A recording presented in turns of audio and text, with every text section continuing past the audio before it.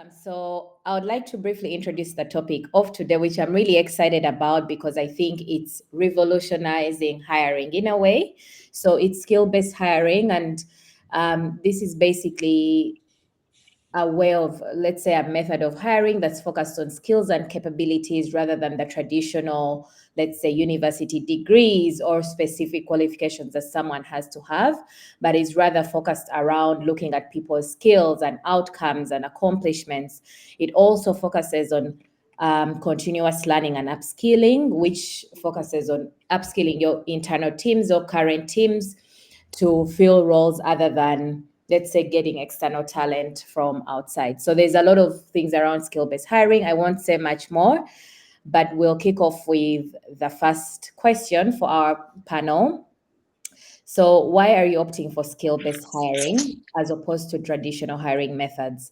And what are the primary benefits of it? So maybe Matthias, you can kick us off here. Sure. One of the topics that we have identified is we want to increase the prediction of future job performance. So we really want to make sure that we hire quality talent. And what we have seen in the past that we heavily rely on resumes and um, um, rely on where people have worked at, especially also how many years of working experience they had or which titles they had, which I'm not saying we did not interview them at all, but it made a heavy hit in our selection criteria decision making when it comes to the top funnel, and we wanted to change that a little bit. Also, biases was a big one.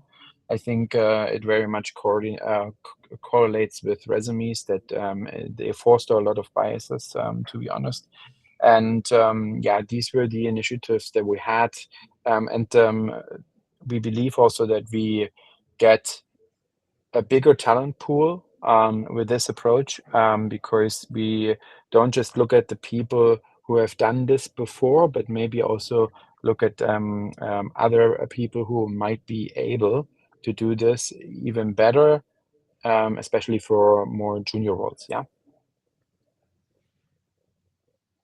Awesome. So you spoke a little bit about biases before I go into like how do you, now that you're transforming into skill-based hiring, how do you ensure that all your hiring teams, let's say hiring managers, are also on board with this? Because I can imagine it can be quite complex to switch from the traditional ways into, yeah. Yeah, I mean, I don't know.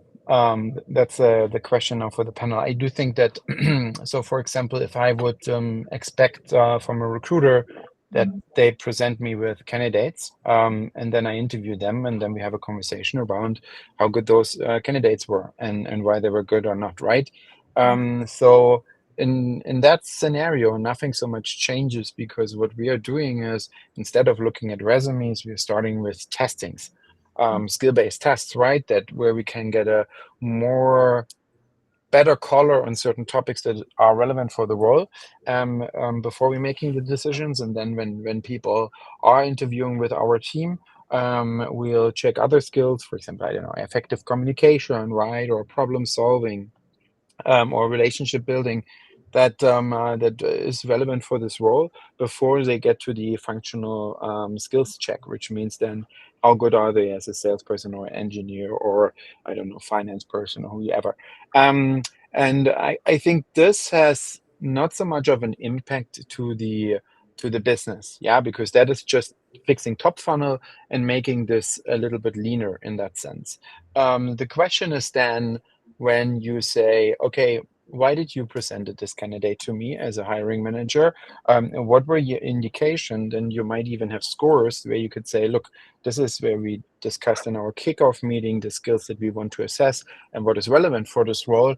And here I have some proper data that shows you that based on the cutoff score that we have designed, hey, this is something, some candidate I wanted to present to you because they are scoring very highly on these skills. And that's why I think you should talk to them. And this is then the pivotal time where then the business is also on board and starts interviewing them. But of course, they are even earlier on board with the kickoff meeting, the alignment meeting, and they try to understand this approach even going forward, because you need to align first, right? But these are the areas where we get more data, literally speaking, and a better selection process. And it resonates so far very well. It's just a matter of what I see as an advice here. Our team at the moment does this because they're so excited about it. Say, we take away all of your resumes. And then I'm like, look, why are you starting with that conversation? Because that is probably the most fearful conversation to begin with, right? Because they are used to look at resumes. So if you tell them right away, you're going to remove the resumes, then you really are very rough in your change momentum. Start to convince them more on the benefits and the approaches. And in our situation at the minute, we have a skill-based performance review already, a skill-based career framework already. So they have done their performance reviews already skill-based. So they already know what's happening. And now we're just turning this into recruitment, which is then, or in hiring, which is then a much smoother process. Awesome. Thanks so much, Matthias, for breaking that down for us. And I think what you mentioned lastly is kind of coming from already how you do the performance reviews, skill-based internally, and then bringing that back to recruitment as well. Thanks for highlighting that. James, would you like to share a little bit of your experience at Katawiki with skill-based hiring? Yeah, sure. So I think Matthias touched on quite a few similar topics, but I think one of the most boring but best ways that we've enforced skills-based hiring is by having a clear process with an intake meeting at the beginning and a proper kickoff, where we define what skills and competencies and behaviors we're searching for in a specific position.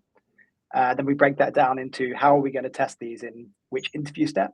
So maybe for one interview, we're only going to look at communication and stakeholder management. In another interview, we're only going to look at technical skills, for example.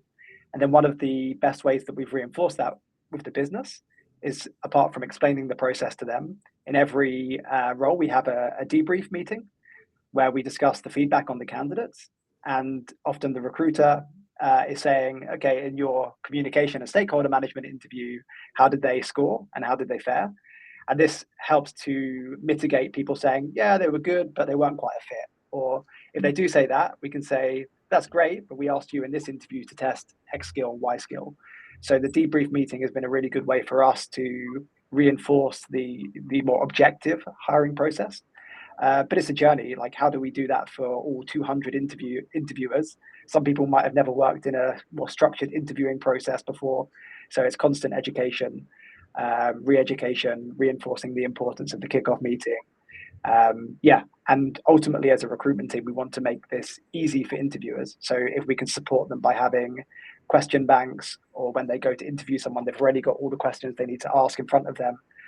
These kind of things are some of the things that we do to try and enforce a skills-based hiring process. Nice. Thanks a lot. I like the point of re-education. I think that's really important, because we do see a lot of teams forgetting, or of course, you hire new hiring managers who you also have to, adapt to these new ways of hiring. So that's a really good point. And I do like the systemic approach of, okay, this is what you're covering in your interview, so this is what you're evaluating. It's a little bit more focused than one person evaluating, like, I don't know, a million things and then being unsure of the outcome of their interview. Awesome. Elisa, would you like to share as well from your experience at Godphoto, if there are also any primary benefits as well for skills? Sure. I took the question a little bit more literally in terms of why, and more of a curious approach. Why should we even do that? And I looked into the Oxford Dictionary, how are skills actually defined? And it's defined as the ability to do something well. And I think with that in mind, this is basically what businesses are looking for, and teams as well, to actually perform and progress, and ultimately to deliver on business success.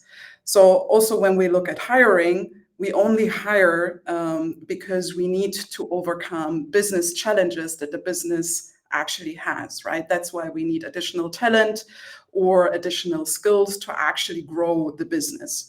So I think then if you actually look from a business strategy point of view, that you want to overcome those challenges, you need people that have the ability to deliver on that.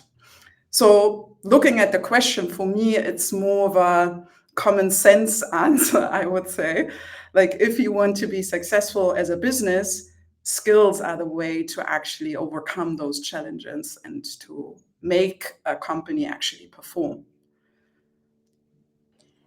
Elisa, yeah, thanks a lot for answering from that perspective as well. And I think it takes us back to why we're doing it in the first place. And I think a lot of times, I think Matthias talked about the kickoff meeting as well. It's good to ask also the hiring managers, why do we have this role open, right? Are we hiring for the sake of filling the seats, of growing a team, or do we actually have a specific mission that this person is going to fill? And is it something that can be fixed in 3 months, or is it like actually a long-term thing? So I think it's really important to go back to that business strategic point of view as well.